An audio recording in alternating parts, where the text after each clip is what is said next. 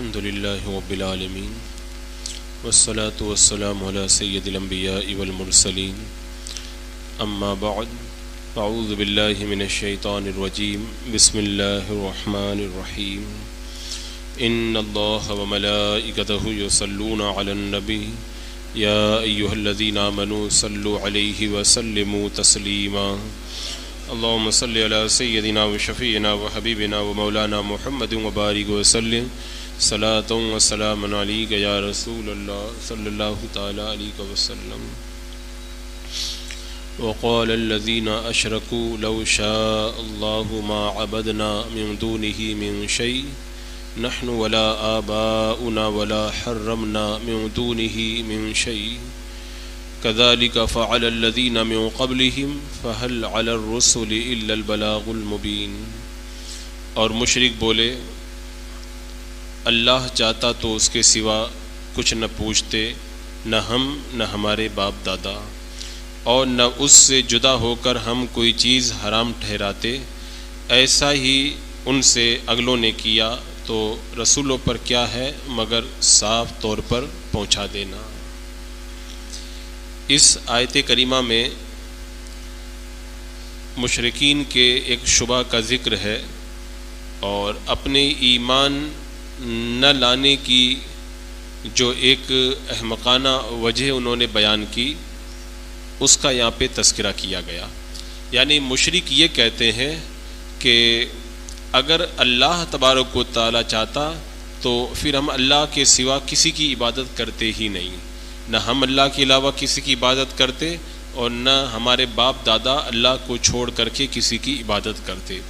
یعنی اتنی جو ہے وہ عقل سے گھری ہوئی اور بودھی بات انہوں نے پیش کی کہ ہم جو شرک وغیرہ کر رہے ہیں یہ اللہ کی مرضی ہی یہی ہے. معاذ اللہ.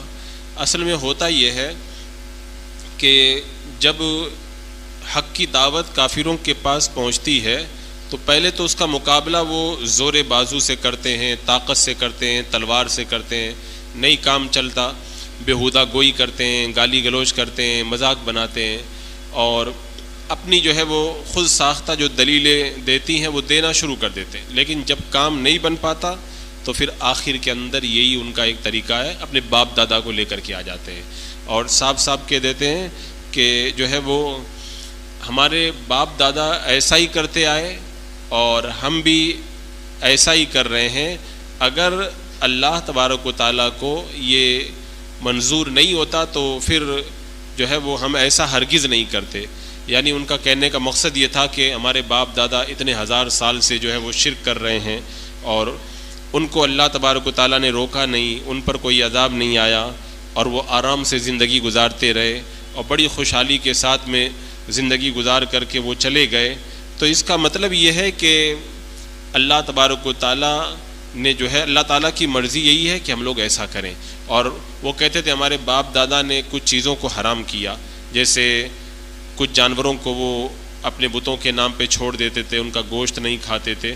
بولے یہ سب کام ہم لوگوں نے جو کیے ہیں اگر اللہ کی مرضی نہیں ہوتی تو ہم لوگ پھر ایسا نہیں کرتے. تو عذاب میں جو تاخیر ہوئی، ڈھیل ہوئی، تو انہوں نے یہ سمجھا کہ ہمارے جو ہے وہ سچائی کی دلیل ہے.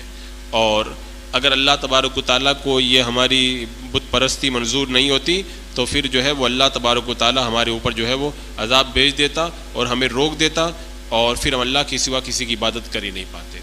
آپ دیکھیں کتنی بودھی دلیل انہوں نے جو ہے وہ اپنے کفر و شرک کے اوپر پیش کی ہے کہ اپنے کفر و شرک کی دلیل کے طور پہ انہوں نے کہا کہ اگر ہمارا کفر و شرک صحیح نہیں ہوتا تو اللہ تبارک و تعالیٰ جو ہے وہ ہمیں اس طرح مہلت نہیں دیتا، ہمارے باپ دادا جو ہے وہ ایسا کر کے نہیں جاتے، اللہ تعالیٰ جو ہے ہم کو روک لیتا. تو یہاں پہ اللہ تبارک و تعالیٰ نے ان کی دلیل کا رد کرتے ہوئے ارشاد فرمایا کذالک فعل الذین من قبل، ایسا ہی ان سے اگلوں نے بھی کیا. یعنی یہ جو باتیں کر رہے ہیں ان کے باپ دادا بھی یہی سب کرتے رہے اور ان کے باپ دادا کو بھی نبیوں نے روکا تھا اور ان کو بھی نبی روکتے رہے. ایسا نہیں کہ روکا نہیں گیا ہے.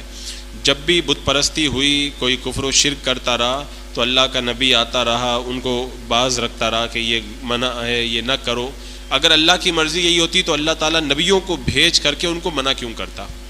اللہ نے ہر دور کے اندر نبیوں کو بھیجا اور نبیوں کے ذریعے جو ہے وہ ان کو جو ہے ان کاموں سے روکا، لیکن اس کے باوجود بھی وہ باز نہیں آئے. تو فرمایا گیا کہ تم کو کیا تمہارے باپ دادا کی اجڑی ہوئی بستیاں نہیں دکھائی دیتی؟ اور کیا تم کو یہ نہیں پتہ ہے کہ وہ مرے تھے تو آرام سے نہیں مرے تھے، وہ عذاب کے اندر مبتلا ہو کر کے مرے تھے؟ اور تم جو یہ کہتے ہو کہ اللہ تعالیٰ نے ہم کو روکا کیوں نہیں، تو اس کی وجہ سن لو کہ تم کوئی جانور نہیں ہو، انسان ہو، اشرف المخلوقات ہو. اللہ نے تمہیں عقل دی ہے، اور عقل کا تقاضا یہی ہے کہ تم کو گھسیٹ کر کے ایمان کی طرف نہیں لایا جائے گا. تم کو دو راستہ بتایا گیا ہے، یہ راستہ ایمان کا ہے، یہ کفر کا ہے، یہ جنت کی طرف جاتا ہے، یہ جہنم کی طرف جاتا ہے. تو تم عقل رکھتے ہو، تم کو راستہ بتا دیا گیا ہے، اب تم دیکھ لو کہ کون سا راستہ اختیار کرتے ہو، جنت والا راستہ یا پھر جہنم والا راستہ اختیار کرتے ہو. کیا تمہیں اس بات کی خبر نہیں ہے اللہ تعالیٰ نے ایک ایک عمل کا جو ثواب ہے وہ 10 گنا 70 گنا کر کے بیان فرمایا، اور اتنا عظیم اجر تمہارے سامنے اللہ نے رکھا. کیوں؟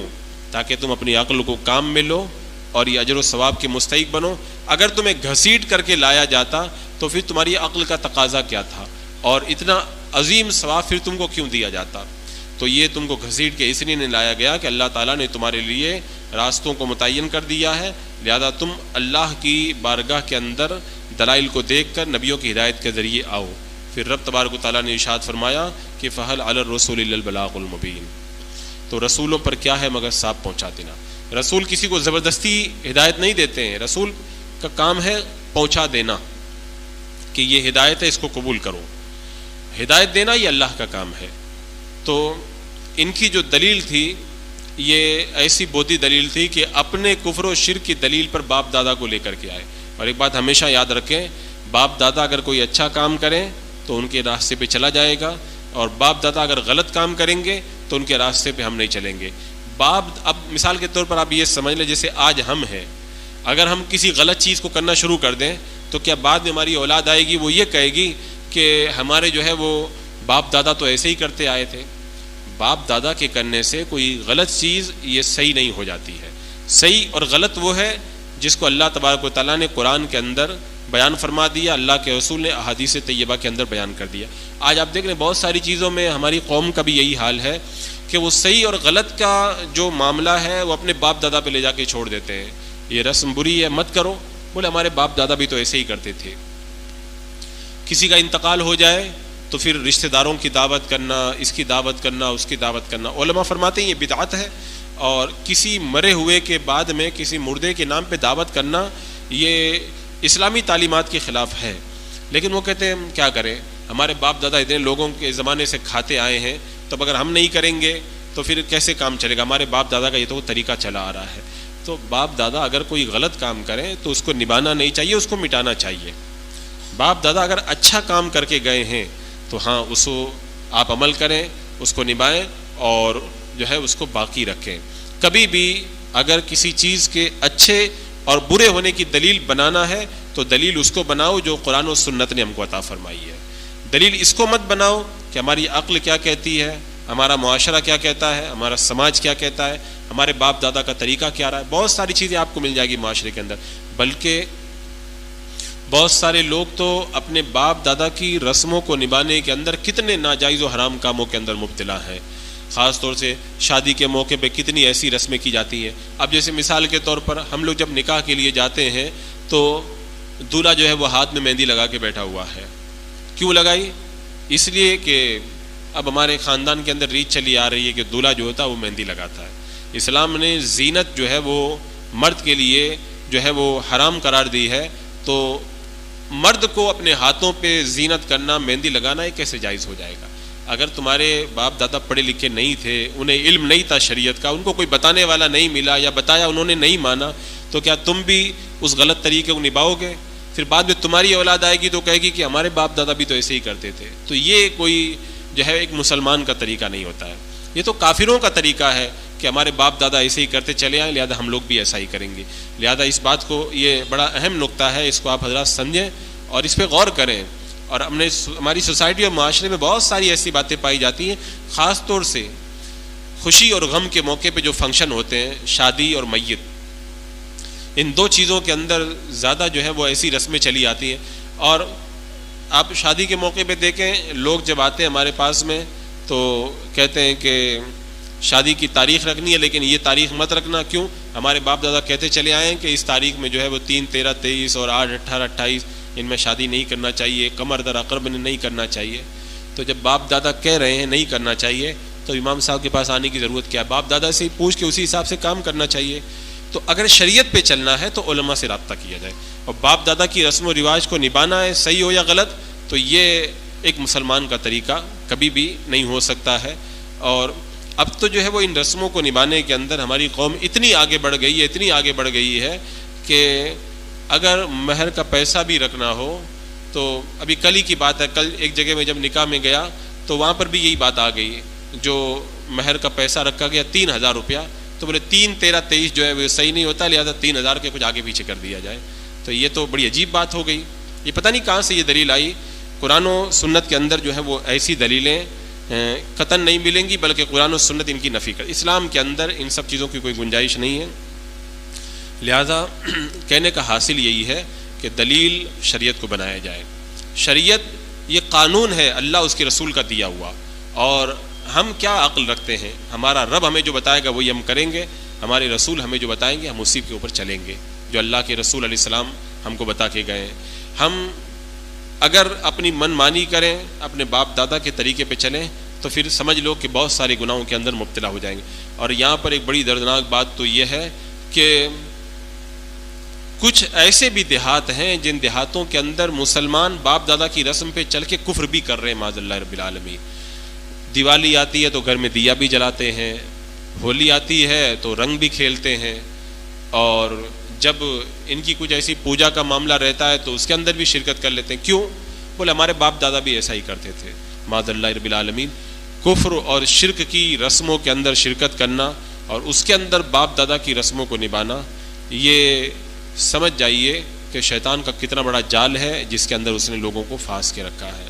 تو آج سے اپنا یہ آپ معمول بنائیں, یہ دستور بنائیں, یہ نظریہ اور یہ فکر بنائیں کہ ہمارا جو حاکم ہے, ہم پر جو حاکم ہے وہ شریعت ہے, ہم پر جو حکمرانی ہے اللہ اس کے رسول کی ہے. ہمارے اوپر باپ دادا کی غلط رسمیں کبھی بھی حاکم نہیں ہو سکتی ہے. تو اللہ تبارک و تعالیٰ نے فرمایا کذالک فعل الذین من قبلہم, ایسا ہی ہم نے ان کے اگلوں کے ساتھ میں کیا.